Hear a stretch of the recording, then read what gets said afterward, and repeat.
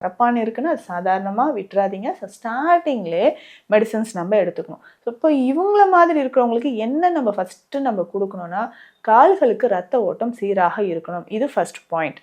Second, நம்ம எக்ஸ்டர்னலாக apply பண்ணக்கூடிய தைல வகைகள் கொடுக்கணும்.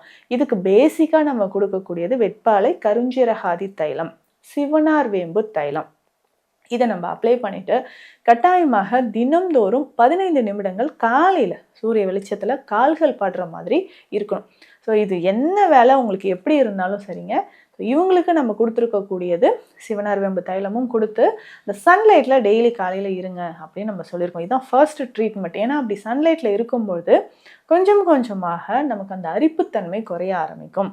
ஸ்கின் நார்மலாக வர ஆரம்பிக்கும். ஃபஸ்ட்டு நம்ம பண்ண வேண்டியது அந்த இச்சிங் குறையணும். இச்சிங் குறைஞ்சி நல்ல ஒரு உறக்கம் வந்துருச்சுனாவே அந்த தூக்கம் தாங்க பல வருஷமாக இல்லாமல் அவதிப்பட்டுன்னு இருப்பாங்க. ஸோ அந்த தூக்கத்தை வர வைக்கிறதுக்கான இந்த மெடிசன்ஸை நம்ம கொடுக்கணும். உணவு முறையில் கட்டாயமாக நீங்கள் ஃபாலோ பண்ண வேண்டியது புளிப்பு, கசப்பு. புளி சேர்த்து சாப்பிடாதீங்க.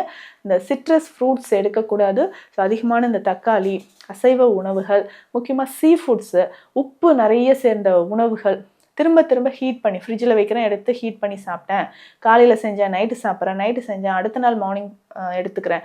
இந்த மாதிரியான ஃபுட்ஸ் இல்லாமல் அப்பப்போ ரெடி பண்ணி ஃப்ரெஷ்ஷாக நீங்கள் ஃபுட் எடுத்துக்கோங்க.